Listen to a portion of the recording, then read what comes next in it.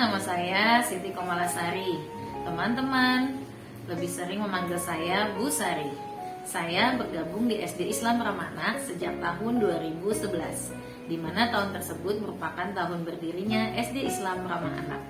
Saya mengawali karir saya sebagai wali kelas, lalu sebagai wakil kepala sekolah bidang kurikulum, dan pada tahun ajaran 2021-2022 ini, saya diamanahkan sebagai kepala sekolah.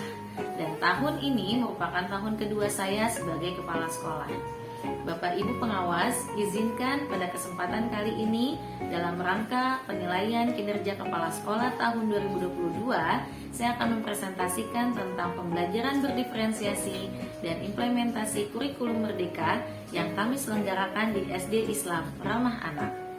Semoga Bapak dan Ibu pengawas berkenan menyaksikan video saya. Berlokasi di Jalan Paraji, Kecamatan Cilodong, Kota Depok, SD Islam Ramah Anak berdiri sejak tahun 2011, mengusung profil sebagai sekolah penyelenggara pendidikan inklusif, di mana hal tersebut merupakan filosofi tercetusnya nama Ramah Anak. Komitmen untuk menerima berbagai karakter siswa dengan mengembangkan teori belajar yang dikemukakan oleh Watt Gardner tentang multiple intelligence. Kami juga menanamkan nilai-nilai religius pada pembiasan keseharian sebagai pondasi pembentukan karakter. Visi sekolah kami adalah sekolah dasar unggulan yang ramah terhadap semua anak dalam melahirkan lulusan yang kuat, ceria, cerdas, mandiri, dan berakhlak Islami.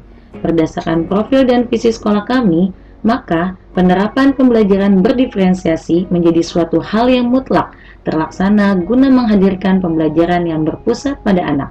Segala bentuk modifikasi pembelajaran, baik kurikulum, proses, dan bentuk asesmen dievaluasi, dirancang sesuai kebutuhan anak. Pembelajaran berdiferensiasi di SD Islam Ramah Anak. Pembelajaran berdiferensiasi memiliki hakikat pembelajaran yang memandang bahwa siswa itu berbeda dan dinamis. Menjadi penting bagi sekolah penyelenggara pendidikan inklusif untuk mampu mengimplementasikannya. Adapun proses siklus mencari tahu tentang siswa dan respon belajarnya berdasarkan perbedaan dan karakteristik individu, semua kami lakukan secara bertahap dengan alur sebagai berikut. Asesmen diagnostik awal kami lakukan setiap awal tahun ajaran. Guru merancang jenis soal yang mengukur domain kognitif, literasi, dan numerasi. Selain itu, guru juga melakukan observasi untuk melihat kecenderungan karakteristik gaya belajar individual anak, baik visual, auditori, dan kinestetik. Hasil dari asesmen ini menjadi rujukan bagi guru dalam merancang pembelajaran yang berpusat pada anak. Dari hasil asesmen diagnostik ini akan mempengaruhi kurikulum, proses belajar, media pembelajaran, evaluasi pembelajaran, sampai kepada laporan hasil belajar. Prinsip yang kami terapkan yaitu fleksibel, tugas sesuai minat dan kesiapan belajar, namun tetap mengacu kepada tujuan pembelajaran. Walaupun siswa belajar berdasarkan tujuan kurikulum yang sama, kriteria keberhasilan bervariasi. Menentukan cara belajar sendiri, kegiatan pembelajaran tetap terstruktur. Sehingga tujuan pembelajaran berdiferensiasi itu akan membantu siswa dalam belajar, meningkatkan motivasi dan hasil belajar siswa, menjalin hubungan yang harmonis guru dan siswa, membantu siswa menjadi pelajar yang mandiri, dan meningkatkan kepuasan guru. Berikut adalah contoh isi pembelajaran berdiferensiasi. Pada aspek ini, guru memodifikasi kurikulum dan materi pembelajaran berdasarkan gaya belajar siswa dan kondisi tahap perkembangan yang dimiliki. Isi kurikulum disesuaikan dengan kondisi dan kemampuan siswa.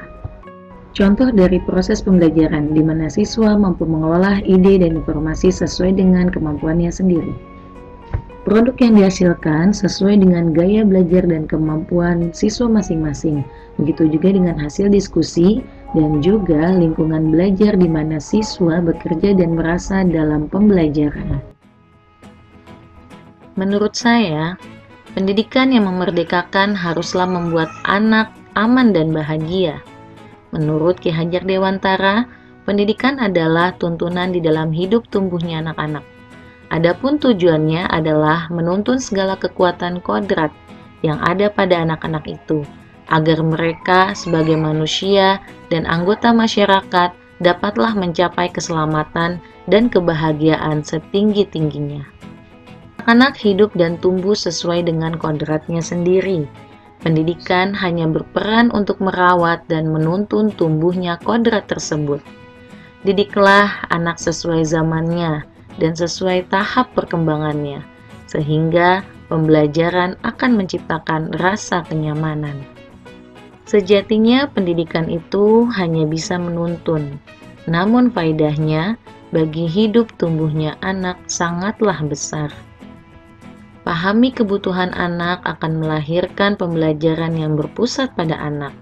Selain itu, belajar sambil bermain adalah proses terbaik untuk membuat ilmu menjadi lebih terserap dengan baik. Perlu kita ingat bahwa bermain adalah salah satu kodrat anak. Pikiran, perasaan, kemauan, dan tenaga sudah ada pada diri anak. Maka permainan anak itu dapat menjadi bagian pembelajaran kita di sekolah.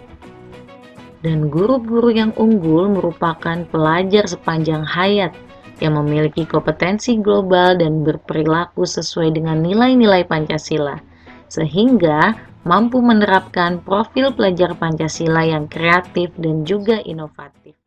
Pada tahun ini, kami juga membentuk komunitas belajar guru untuk mengembangkan serta berdiskusi terkait kurikulum Merdeka, di mana anggota dari komunitas ini adalah guru kelas 1 dan kelas 4 yang berjumlah 8 orang.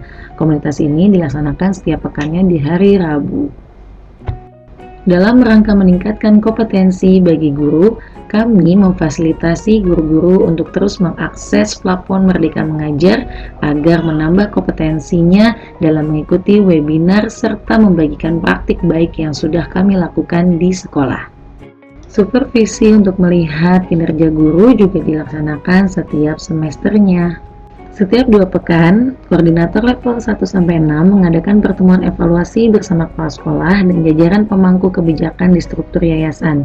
Pertemuan ini dipandu langsung oleh kepala sekolah yang secara bergilir mempersilahkan setiap koordinator untuk menjelaskan capaian kegiatan, rancangan kegiatan, tantangan, serta resiko yang ada pada proses pembelajaran pada 2 pekan terakhir.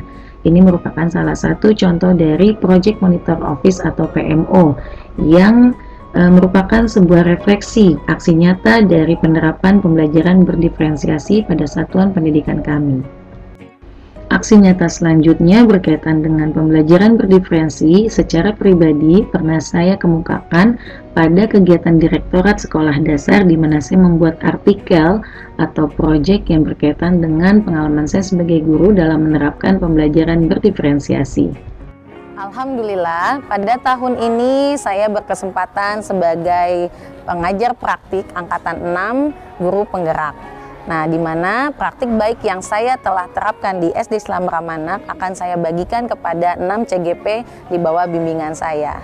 Selain itu, sekolah kami juga pada program guru penggerak angkatan ke-7, saya telah berhasil mengantarkan guru saya menjadi calon guru penggerak di angkatan ke-7.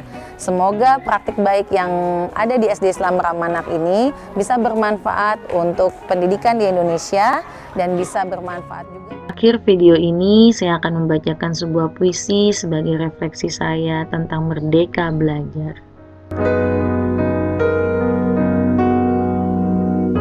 Merdeka belajar, manakala aku sendiri belum bisa memaknai kata merdeka belajar. Bagaimana mungkin murid-muridku akan merdeka belajar?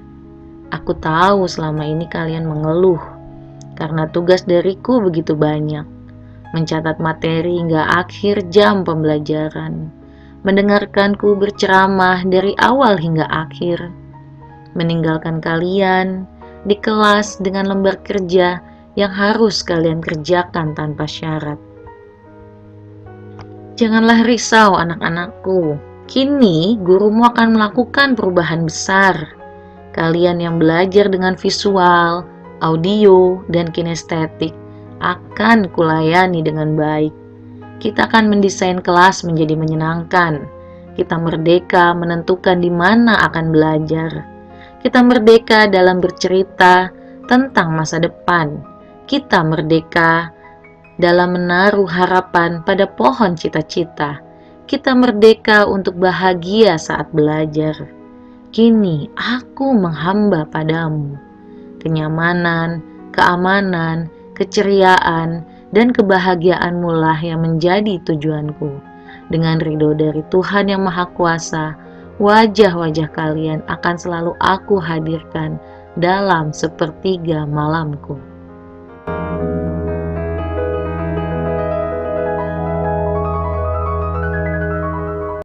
Salam selamat dan bahagia untuk anak-anak Indonesia. Wassalamualaikum warahmatullahi wabarakatuh.